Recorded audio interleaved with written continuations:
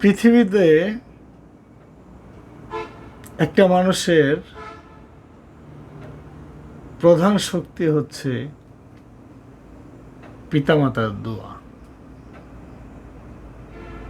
এই পিতামাতার দোয়ার চেয়ে বড় শক্তি এই পৃথিবীতে দ্বিতীয় আর একটিও নেই।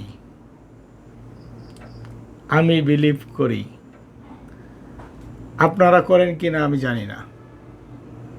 আমি ব্লগ করছি, হ্যাঁ আমাকে বলতে পারেন ব্লগ করছি, ব্লগার,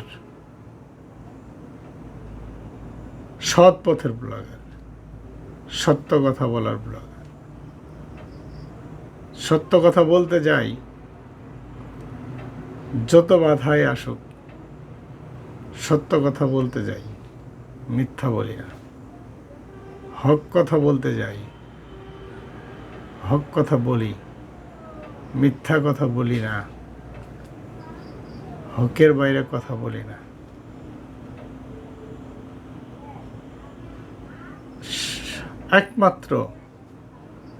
একমাত্র শক্তি হচ্ছে পিতা মাতার দোয়া।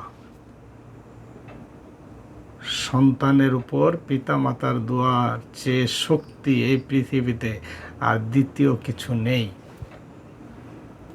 আপনি বিশ্বাস করতে বাধ্য,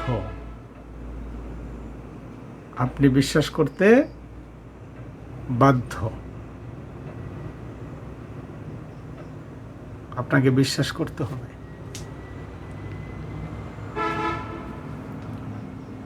আমিও বিশ্বাস করি। তবে ভাই, যার বাবা মা আছে পৃথিবীতে তার এই শক্তিটা আছে।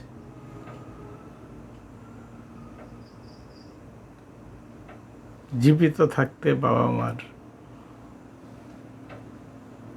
সম্মান করুন, মূল্যায়ন করুন। বাবা মা বেঁচে থাকতে, পিতা মাতা বেঁচে থাকতে পিতা মাতার মূল্যায়ন করতে শিখুন, মূল্যায়ন করুন। কারণ পিতা মাতার দোয়ার চেয়ে শক্তিশালী অস্ত্র এই পৃথিবীতে আর কিছু নেই। আমি গ্যারান্টি, আপনার উপর যদি পিতামাতার দোয়া থাকে, পৃথিবীর কোনো অপর শক্তি আপনার কোনো ক্ষতি করতে পারবে না, যদি আপনি কারো ক্ষতি না করেন। আপনি যদি কারো ক্ষতি না করেন, পৃথিবীর কোনো অপশক্তি আপনার ক্ষতি করতে পারবে না। কারণ একটাই, যদি আপনার প্রতি আপনার পিতা মাতার দোয়া থাকে। পিতামাতা বেঁচে আছে, পৃথিবীর সকল শক্তি আপনার হাতের মুঠোয়। পিতামাতার দোয়া আছে, পৃথিবীর সকল শক্তি আপনার হাতের মুঠোয়। কিন্তু পিতামাতাকে ভাত দেন না, পিতামাতার খোঁজ নেন না, পিতামাতাকে অবহেলা করেন, পিতামাতাকে সম্মান করেন না, পিতামাতার খোঁজ খবর নেন না। তারপরেও আমি মনে করি পৃথিবীর কোনো মা বাবা সন্তানকে বদদোয়া করে না, অভিশাপ করে না। পৃথিবীর কোনো বাবা মা, এটা আমি বিশ্বাস করি। কারণ বাবা মার কাছে সন্তানের চেয়ে প্রিয় জিনিস দুটি নেই।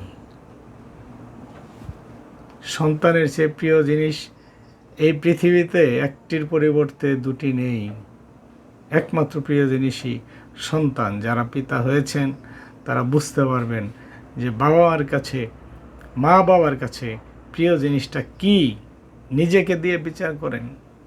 নিজে যদি সন্তানের পিতা হয়ে থাকেন, নিজেকে দিয়ে বিচার করেন। নিজে যদি সন্তানের মা হয়ে থাকেন, নিজেকে দিয়ে বিচার করেন যে আপনার কাছে আপনার সবচেয়ে প্রিয় এবং সবচেয়ে আপন বস্তু প্রিয় বস্তু, প্রিয় মানুষ কে? প্রশ্ন করেন, আপনার কাছে উত্তর, আপনার সন্তান। তাহলে তাহলে আপনার বাবা মার কাছে আপনি কি? সহজ কথা, আপনার বাবা মার কাছে আপনি কি, সেটাও সহজ কথা। আপনার কাছে যেমন আপনার সন্তান সবচেয়ে প্রিয়, সবচেয়ে আপন, সবচেয়ে আদরের, আপনার কলিজার ধন, কলিজার বুটা, ঠিক তেমনি আপনার বাবা মার কাছেও আপনি সেই সবচেয়ে প্রিয় ধন, প্রিয় সম্পদ, কলিজার বুটা। তাই এই মহাশক্তি, এই যে মহাশক্তি, এই শক্তি পৃথিবীতে যারা আছে সে ভাগ্যবান। এখনও যাদের পিতা মাতা জীবিত আছে সে ভাগ্যবান। তাই পিতামাতা জীবিত থাকা অবস্থায় তাদেরকে মূল্যায়ন করেন, সম্মান করেন। পিতামাতার দোয়া আপনার সাথে থাকলে পৃথিবীর কোনো অপশক্তি আপনার কোনো ক্ষতি করতে পারবে না, পারবে না, পারবে না, যদি আপনি নিজে কোনো অন্যায় না করেন।